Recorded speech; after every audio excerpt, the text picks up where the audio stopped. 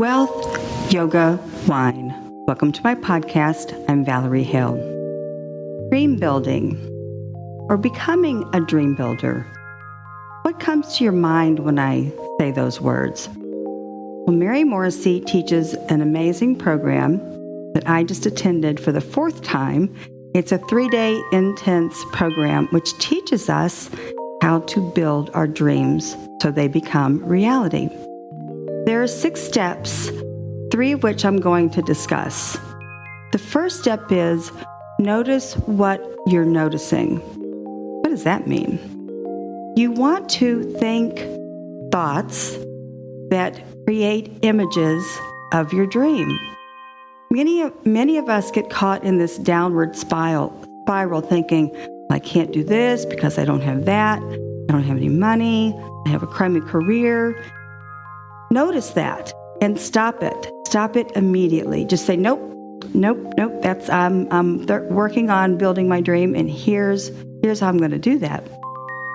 Mary teaches us to take baby steps. For instance, if you're in a dead-end career, you really do want to change it, well, take a little step every day. Build your dream through longing and desires. Your longing and discontent is what the second step is. When you combine what you're noticing as far as longing and discontent with what you're thinking, you're going to start feeling through your intuition and your imagination what you would love. And that's the third step. So those 3 steps combined will begin the road to building your dreams to come true.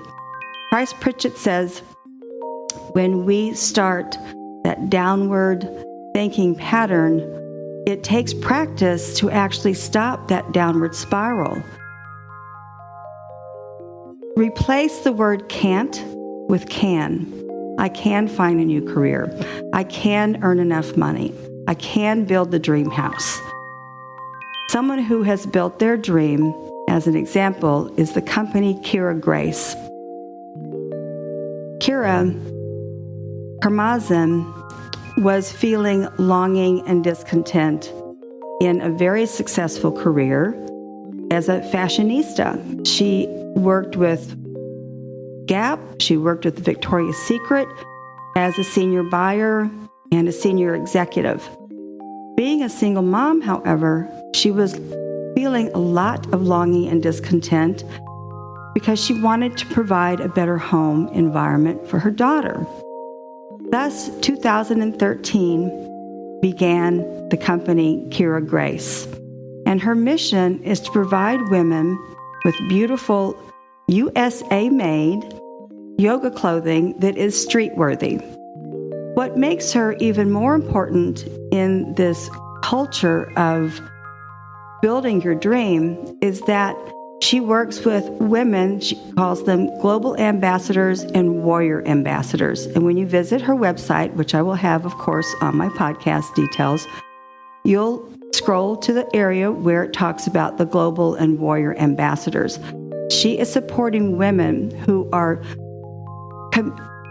committed to the practice of yoga, but also committed to serving the community of women and lifting them up out of poverty and out of uneducated environments. Kira Grace also has on her website, which is a bonus, she has different programs for which you can register, and they're free. It has a calendar of when they will occur. They're all virtual. One of the aspects of her company is she has Words for the Soul, and it's 14 days of inspirational thoughts, which she sends directly to your email. I think that's amazing company, Kira Grace. With yoga, Kundalini Yoga is the oldest yoga that I have studied. I have never studied anything else. I'm a wine snob. Yogi Bhajan says that it takes 40 days to get rid of a habit. And there are certain practices you can do to specifically get rid of bad habits. And that's on the virtual class that I include almost every podcast that is Shiva Rose and Guru Jagat. It is beauty secrets, but the very first Kriya that she teaches us gets rid of bad habits. Check that out. Power Prakash, my other virtual teacher from New York, is holding a new moon class this Thursday, so that will also be on my website. The importance of a new moon is that it signifies, just like the word, new beginnings.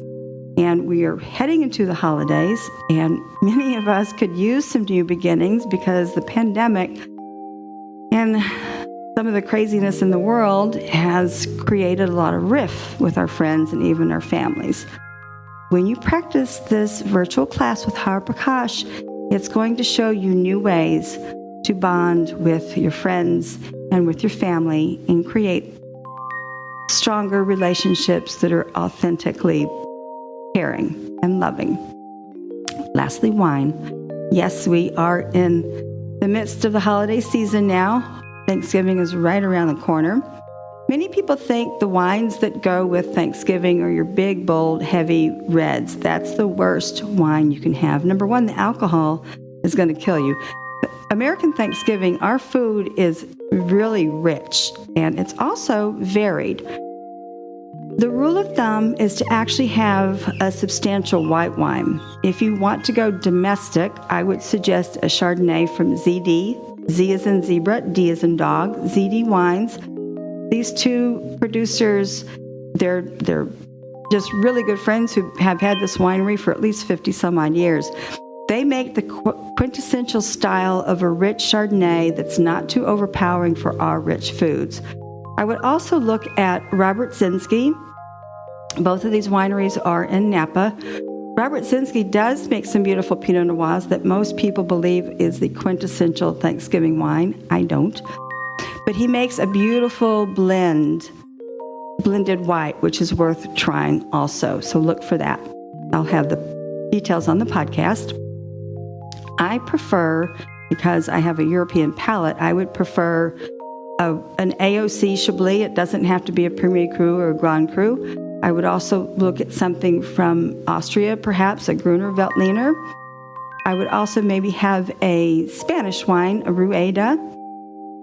There are lots of wines that I think are more interesting than the quintessential Pinot Noir. So I strongly suggest that you do a little research, reach out to me on my website, let me help you choose some esoteric but perfect Thanksgiving wine pairings. In conclusion, Mary Morrissey's Dreambuilder program, which I'll have the link on my podcast details, is a multi-week program and will really teach you in the first week how to start taking baby steps to create your dream into a reality. Notice what you're noticing. Notice your longing and discontent. Ask yourself, what would you love? And Kira Grace has done exactly that. She listened to her longing and desire, and she created a really wonderful company, which is called Kira Grace. And lastly, Power Prakash, her new moon, is this Thursday. I'll have that link on the podcast. Of course, your Thanksgiving wines is not plain old Pinot Noir, in my opinion. To wrap this up, I am not a life coach. I am not a consultant. I produce this podcast every week to help hundreds of people globally enhance their lives with 3 unique topics. Merci.